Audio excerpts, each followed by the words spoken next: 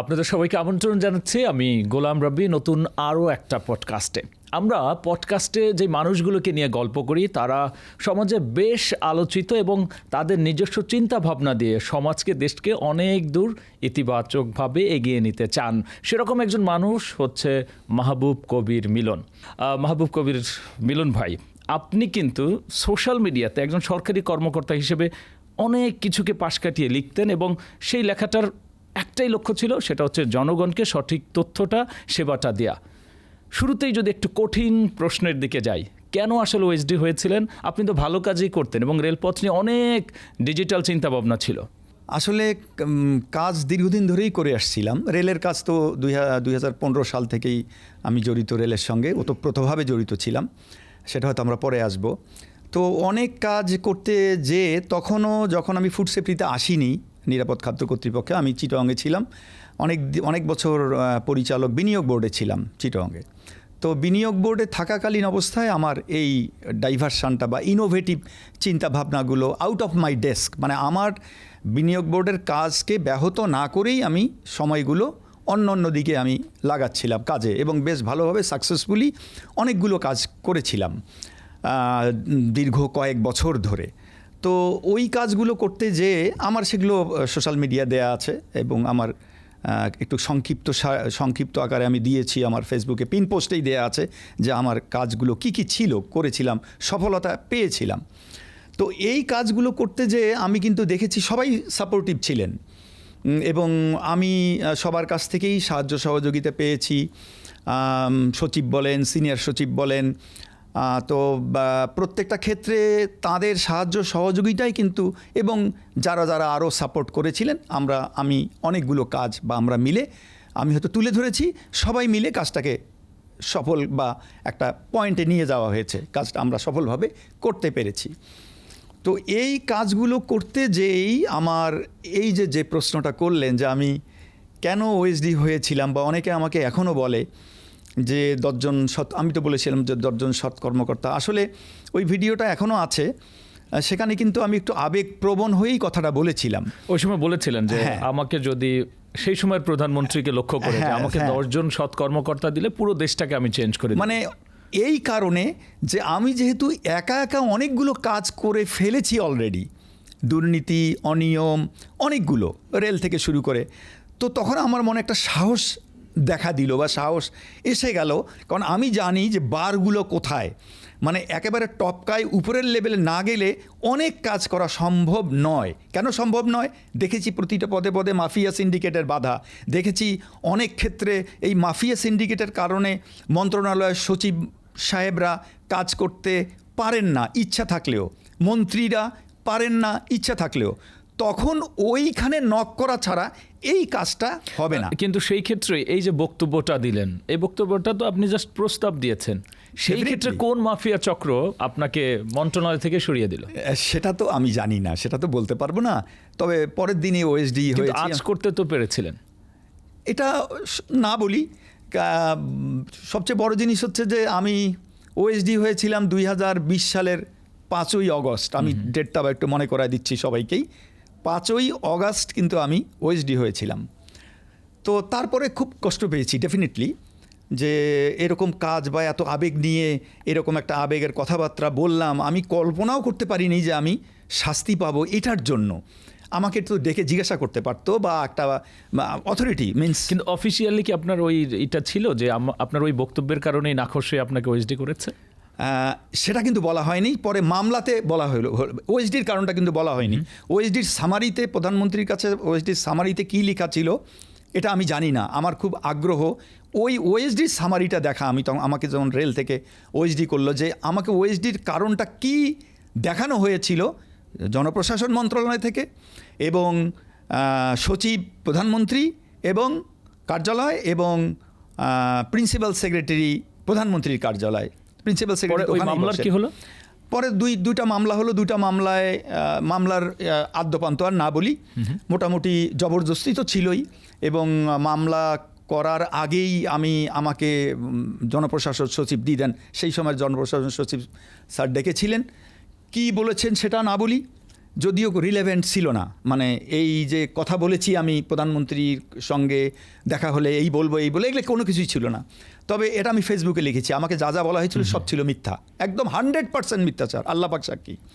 তো আমি হতবাক হয়ে গিয়েছিলাম যে উনি এগুলো কথা, তার মানে আমাকে লাগানো হয়েছে। এই জন্যই মনে হয় বিহাইন্ড দ্য সিন অনেক বড় চক্র কাজ করেছে। রেল সম্পর্কে আমাকে যে কথাগুলো বলল এগুলো মোটেও রিলেভেন্ট ছিল না এবং মোটেও সত্যি না। তো তখন আমি বুঝলাম যে রেল থেকেও ডেফিনেটলি, যেহেতু 15 সাল থেকে, এবং রেল সম্পর্কে যখন আসবেন তখন কিছু কিছু উদাহরণ আমি দেব কেন এই মাফিয়া চক্রটা রেলের পিছনে বা আমার পিছনে লাগা। সেক্ষেত্রে আমরা রেলে একটু পরে যাব, তার আগে যদি একটু বলি, এখন তো অনেক বড় পরিবর্তন হলো সরকারে। আপনি কি প্রস্তাব করেছিলেন যে আমাকে ভুলভাবে ওএসডি করা হয়েছে বা বাদ দেওয়া হয়েছে? না না না, আমি করিনি। তবে একটা কিন্তু ফেসবুকে কিন্তু অনেকে লিখেছে যে আমরা স্পেশাল কিছু কিছু সেক্টরে মাহবুব কবির মিলনকে দেখতে চাই। সেটা তো মানুষ চাইতেই পারে, এটা তাদের মতামত, তাদের ব্যক্তিগত কিন্তু অভিমত। আপনি তো সরকার থেকে সঠিক ভাবে বের হয়ে যাননি, আপনি তো ভিন্নভাবে ভুলভাবে আপনাকে ব্যাখ্যা করা হয়েছে। সেটা তো সরকার জানেন, কোনো না কোনোভাবে অবশ্যই অনেকেই জানেন। বর্তমান সরকারে যারা আছেন তারা অনেকেই জানেন কাহিনী কি বা কি হয়েছিল। এগুলো নিয়ে কেউ আমাকে ডাকেননি, আমিও কারো কাছে যাইনি। কারণ ওই আমাকে 2টা তিরস্কার যে দেওয়া হলো 2টা মামলায়, একটা হচ্ছে এই যে প্রধানমন্ত্রীর কাছে আমি এই কর্মকর্তা চেয়েছিলাম দুর্নীতি দূর করতে চেয়ে, আর একটা মামলা ছিল, এইটা আরও ইন্টারেস্টিং। তার মানে তারা রেডি করে রেখেছিল ওই সময়, মানে এই মামলা যখন আমাকে ওএসডি করা হলো, ওএসডি করে মামলাটা দেওয়া হলো যে প্রধানমন্ত্রীর কাছে আমি কেন, এটা সরকার বিব্রত, মানে মূল জিনিসটা লেখা হয়েছে আমি এই কথা বলাতে সরকার বিব্রত। এটা একটা ভেগ টার্ম, সরকার বিব্রত বা সরকারের অবমাননা কি করা হলো সেটা তার কোনো ব্যারোমিটার নেই, কোনো মানে মিটারও নেই যেটা মাপবে। এটা একটা ভেগ টার্ম, এই টার্ম দিয়ে সবাইকে মোটামুটি কুপকাত করে ফেলা যায় যে সরকার বিব্রত হয়েছে। তো এখন কথা হচ্ছে যে তার আগে যখন দ্বিতীয় মামলার কাগজটা পেলাম, এইটা একটু মজার।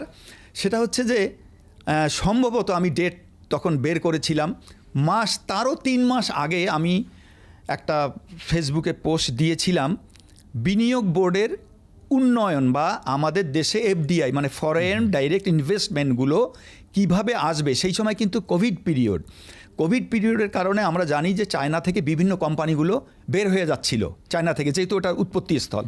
এবং এই বড় বড় ইন্ডাস্ট্রিগুলো, বড় বড় উদ্যোক্তারা, তারা মায়ানমার, তারপরে ভিয়েতনাম, এগুলোকে চুজ করছিল বেশি। তো আমি যেহেতু দীর্ঘদিন বিনিয়োগ বোর্ডে ছিলাম, আমি লুপহোলসগুলো জানি, বটলনেকগুলো কি, আমাদেরকে তাদেরকে সুযোগ সুবিধা দেওয়ার জন্য, মানে তারা বাংলাদেশে কেন আসবে, কেন মায়ানমার বা অন্য দেশে যাবে না। তো আমি যেহেতু দীর্ঘ 8.5 বছর ছিলাম বিনিয়োগ বোর্ডে, আমি জানি। এবং তার আগে ওই দিন, সম্ভবত ওই দিনই, আমি যেদিন সন্ধ্যাবেলা এই পোস্টটা লিখেছিলাম, সেদিন বিকালবেলা আমার সিরাজুল ইসলাম খান স্যারের সঙ্গে কথা হয়েছিল, ওই চেয়ারম্যান বিডা, মানে এই যে সেই স্বাস্থ্য সচিব স্যার, উনি এখনও আছেন আলহামদুলিল্লাহ। তো ওই মামলায় মূল কি দেখানো, সেটাই বলছি। তো যখন স্যারের সঙ্গে কথা হলাম তখন স্যার খুব হতাশা ব্যক্ত করলেন। এবং এটাও আমি জানি যে আমাদের বিনিয়োগ বোর্ডের কোনো পাওয়ার নেই, যদিও আমরা প্রধানমন্ত্রীর কার্যালয়ের আন্ডারে, বিনিয়োগ বোর্ড কিন্তু প্রধানমন্ত্রীর কার্যালয় সরাসরি। তো আমি 8.5 বছর দেখে এসেছি, স্যারও এই একই কথাই বললেন যে মাহবুব, আমরা বিদেশি ইনভেস্টমেন্টগুলো আনবো কী করে, আমাদের এখানে প্রচুর মানে ডেভেলপমেন্ট দরকার, প্রচুর রিকনস্ট্রাকটিভ আইডিয়া দরকার। সবচেয়ে বড় জিনিস হচ্ছে ওয়ান স্টপ সার্ভিস ছিল না, এখনও কিন্তু নেই। ওয়ান স্টপ সার্ভিস মিন্স একটা অফিসে একটা দরজা দিয়ে অনেকবারই কিন্তু বিজ্ঞাপন আকারে প্রচার করা হয়, এখানে ওয়ান স্টপ সার্ভিস আমরা দিতে পারিনি। উন্নত বিশ্ব বা আশেপাশের দেশগুলো যেরকম দিচ্ছে, দক্ষিণ কোরিয়া বলেন, সিঙ্গাপুর বলেন, থাইল্যান্ড বলেন, মালয়েশিয়া বলেন, তো এরকম আমরা এখন পর্যন্ত দিতে পারিনি। স্যারও সেদিন খুব দুঃখ প্রকাশ করলেন যে ওয়ান স্টপ সার্ভিস। আমি বললাম যে স্যার, এখন তো এইটা একটা সুযোগ, আপনারা একটা ড্রাইভ দেন, এই সবাই চলে যাচ্ছে চারিদিকে, আমাদের এখানে আসুক। তখন উনি হতাশা ব্যক্ত করে বেশ কিছু কথা বলেছিলেন আমাকে, এবং আমার কাছে কিন্তু খুব খারাপ লেগেছিল যখন আমি আমার আগের অভিজ্ঞতা এবং স্যারের ব্যাপারটা যখন মিলে গেল, তখন আমি একটা ফেসবুকে পোস্ট দিলাম। এই যে ফেসবুকে যে লেখালেখি করলেন, এই হিসেবেই আপনাকে আসলে দোষী করা হলো। হ্যাঁ, সেই ক্ষেত্রে তো আপনি, মজার ব্যাপার হচ্ছে ফেসবুকে লেখার জন্য ওই যে আপনি একটা পয়েন্ট ধরেছেন, বুঝে হোক আর না বুঝে হোক, ধন্যবাদ আপনাকে। ফেসবুকে লেখার কারণে মামলা খুব সূক্ষ্ম পয়েন্টস আছে এখানে, একটা বিহাইন্ড দ্য সিন। আমাকে চার্জ করা হয়েছিল আমার এই লেখা আমি পত্রিকায় দিয়ে সরকারের অবমাননা করেছি। আমার ফেসবুক থেকে পত্রিকাওয়ালারা নিয়েছে, আমার অনুমতি নেয়নি কেউই। আচ্ছা, অনুমতি না নিয়ে তারা ফেসবুকে যেহেতু লেখা আছে, একটা লেখা অনেক জায়গায় গিয়েছে।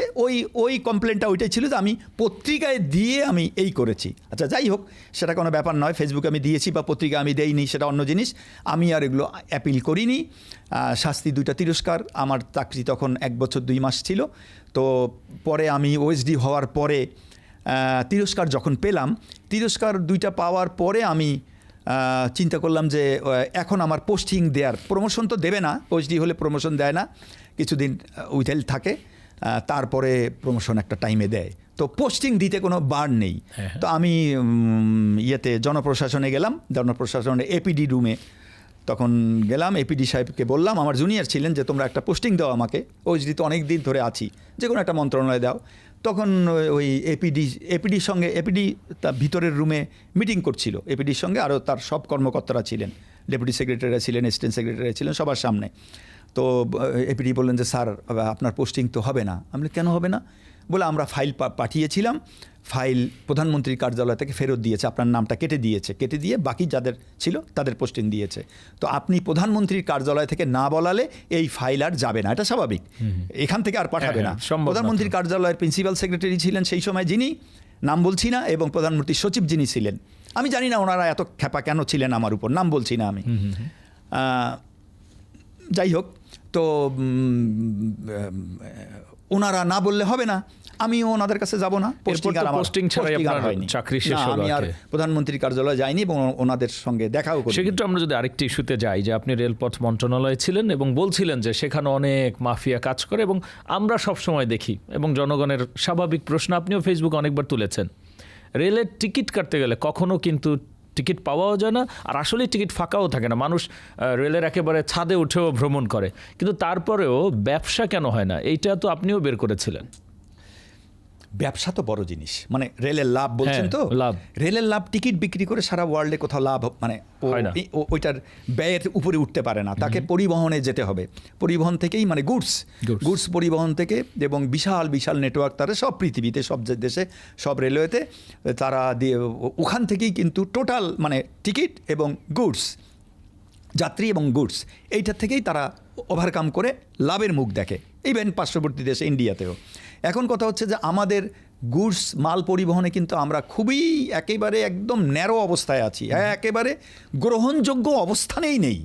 তো রেলের ব্যয় তো বিশাল, বোধহয় 25,000 কর্মচারী ছিল, কর্মকর্তা, এখন তো বোধহয় আরও বেড়েছে, 8-10 এখন বোধহয় 40,000-এর কাছাকাছি গেছে কিনা, আমি আর দীর্ঘদিন থেকে বের হয়ে আসছি তো সব তথ্য আমি জানি না। তো এই যে তাদের বেতন ভাতা থেকে শুরু করে রেলের ডেভেলপমেন্ট, একটা লাইন নির্মাণ করতেই তো হাজার হাজার কোটি টাকা লাগে, ইঞ্জিন, লোকোমোটিভ আনো, মানে রোলিং স্টক যেটাকে বলে। তো এই ব্যয় এত বেশি যে ওই ব্যয় আর আয় ব্যয় তুলনা করে ওটা কখনোই আপাতত হওয়ার কোনো সম্ভাবনাই নেই, লসেই যেতে হবে। বছরে 1800 থেকে 2,000 কোটি টাকা তাদের লস হয়। এখন টিকিটের যদি কথা বলি, যে আমরা টিকিট পাই না, বা এই যে কালোবাজারি হয়, এবং ডিজিটাল নানা উদ্যোগের সাথেও তো সরকার যুক্ত হলো, কিন্তু সেখানেও দেখা গেল যে কালোবাজারি বা এইটা আজকেও এরকম লেখা আছে। এখন সবচেয়ে বড় জিনিস কি, চাহিদা এবং ডিমান্ড একটা বড় জিনিস। সেটা হচ্ছে যে আমাদের চাহিদার থেকে ডিমান্ড এত বেশি, কারণ আমরা রেলকে প্রেফার করি বেটার দেন বাস।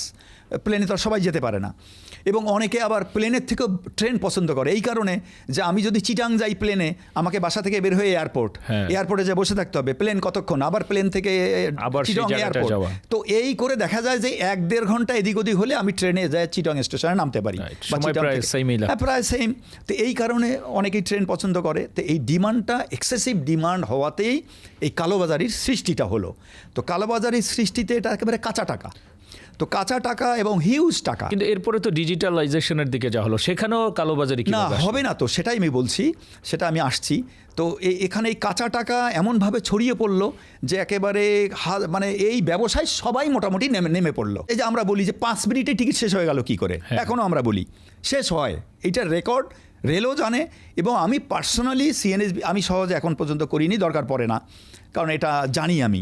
সিএনএসবিডিতে দেখেছি আমি বহুবার রেকর্ড নিয়েছি, বিশেষ করে ঈদের সময়।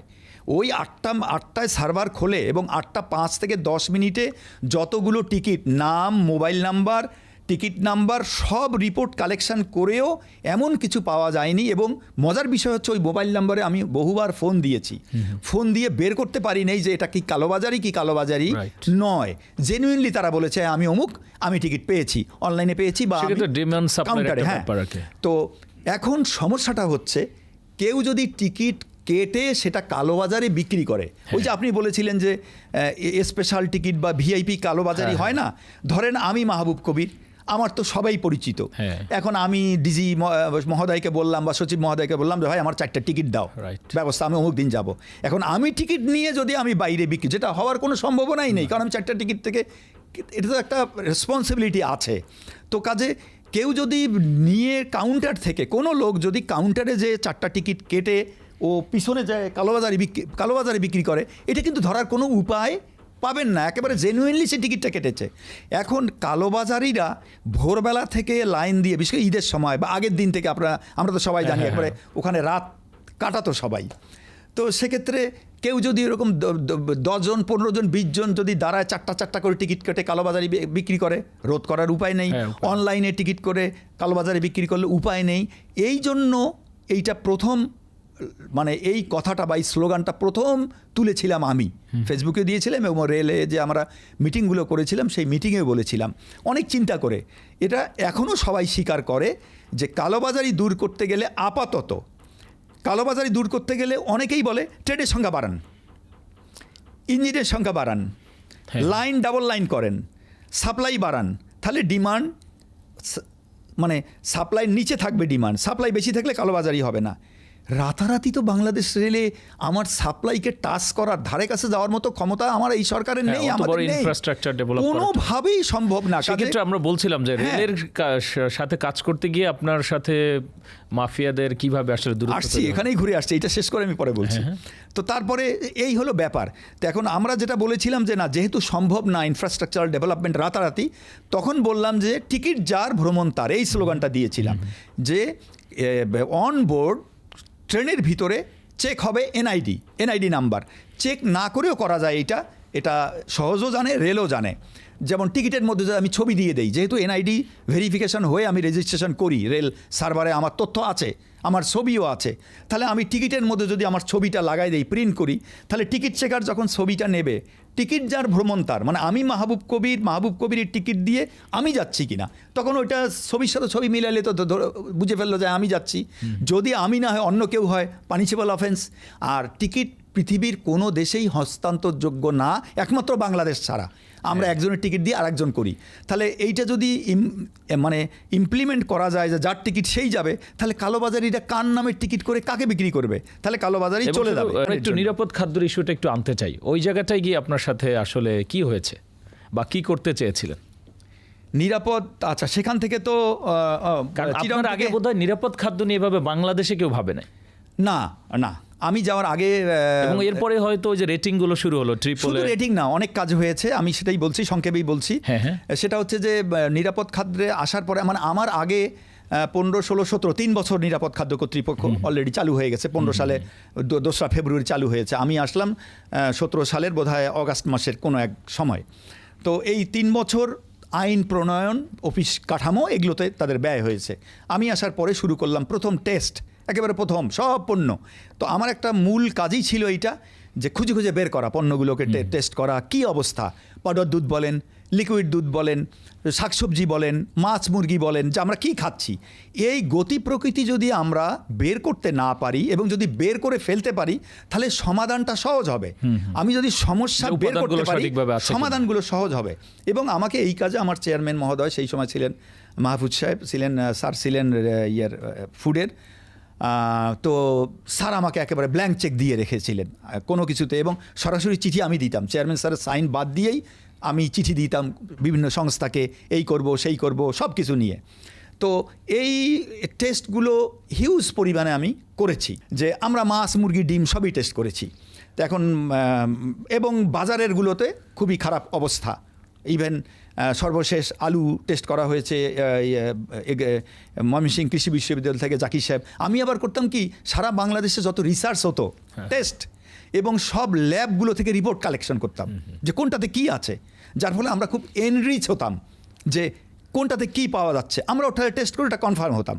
তো এই অবস্থায় করতে করতে আমি এর আগে বহুদিন আগে, এটা বোধহয় 16-17 সালের দিকে আমি একটা কাজ শুরু করেছিলাম যে এই কীটনাশকে হেভি মেটাল, কীটনাশকগুলো আসে নিম্নমানের, চায়না থেকে আমদানি হয়। আমাদের দেশে কিন্তু ভালো কীটনাশকও আমদানি হয়, তার পরিমাণ খুবই কম, 5%। তো এই 5% ভালো কীটনাশক, 95%ই হেভি মেটালে ভরা। পৃথিবীর কোনো দেশে এই হেভি মেটাল যুক্ত কীটনাশক অ্যালাউড না। তো সেক্ষেত্রে তারা নিয়ে আসে কম দামে নিম্নমানে এগুলো, এবং এইটা পরিবেশে চলে যাচ্ছে, খাদ্যে চলে যাচ্ছে, পানি, মাটি, পানি, ফসল, মাছ সবগুলো কন্টামিনেটেড হয়ে যাচ্ছে। এইটা হচ্ছে নাম্বার 1 হেভি মেটাল। এই যে সব খাদ্যের মধ্যে যে হেভি মেটাল, শাক সবজি সব কিছুর মধ্যে হেভি মেটাল আছে, কোনোটা না কোনোটা, লেড, ক্যাডমিয়াম, ক্রোমিয়াম, কোনোটা না কোনোটা আছে কম বেশি। তো এগুলো কিন্তু মূল কীটনাশক। তারপরে হচ্ছে ব্যাটারি, এরপরে হচ্ছে ইন্ডাস্ট্রিয়াল পলিউশন।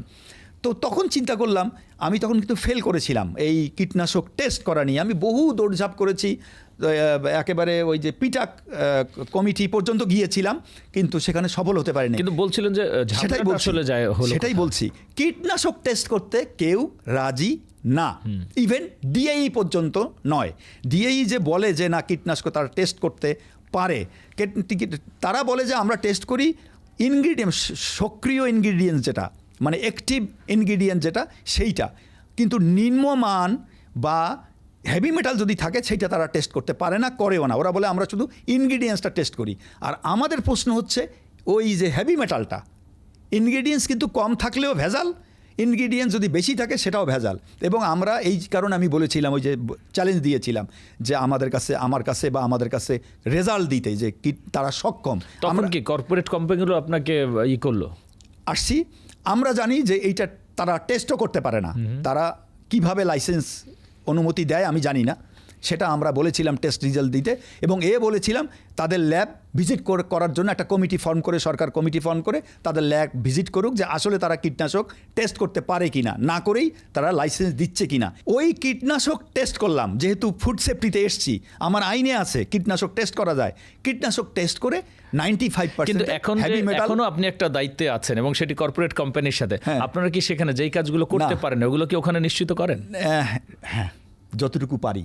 এটা একটা মজার ব্যাপার।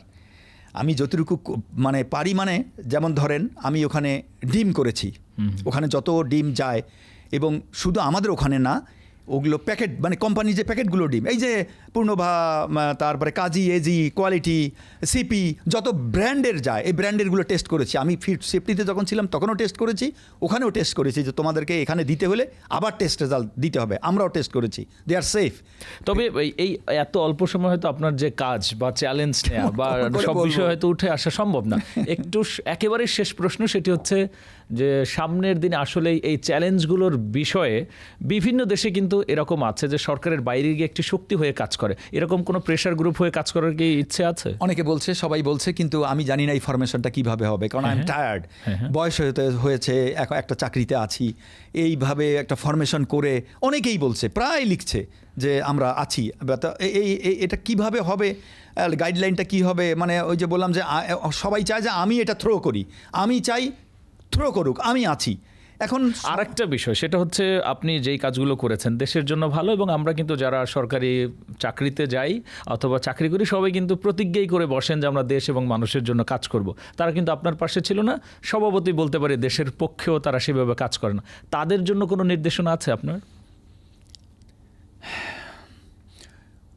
আসলে আমরা চাকরি করার জন্য, সমস্যা হচ্ছে চাকরি করার জন্য চাকরি করি বা বেতন নিচ্ছি, চাকরি করছি। আমার কাছে যে ফাইল ওয়ার্ক, আমার প্রথম পরামর্শ সিনিয়রদের কাছে না, জুনিয়রদের কাছে, আমার ছোট যারা অনুসারী, যারা স্নেহভাজন, সবার কাছেই আমার এইটা রিকোয়েস্ট যে আমরা যে টেবিলে যাই না কেন, আমাদেরকে মাস্ট বি বোল্ড, অবশ্যই সাহসী হতে হবে, মাস্ট বি ডেডিকেটেড, আমাকে ডেডিকেটেড হবে, কমিটেড হতে হবে, আমাকে কাজটা ওন করতে হবে, নিজের বাড়ি মনে করতে হবে, এবং সবচেয়ে বড় জিনিস হচ্ছে তারপরে হচ্ছে ইনোভেটিভ হতে হবে। এই ইনোভেশনটাই সমস্যা। আমরা এই জায়গায় শেষ টেবিলের করি। বাইরে যাই না আপনাকে কিন্তু এই অসংখ্য কারণে। ধন্যবাদ আসলে আমাদের এই সময় দেওয়ার জন্য। সামনে হয়তো অন্য কোনো জায়গায় বা অন্য কোনো আলোচনার ইস্যুতে আরও বিস্তারিত শোনা হবে। এই ছিল আমাদের আজকের পডকাস্টে। আপনাদের পরবর্তী অন্য কোনো আয়োজন দেখার আমন্ত্রণ জানিয়ে শেষ করছি। ধন্যবাদ সবাইকে।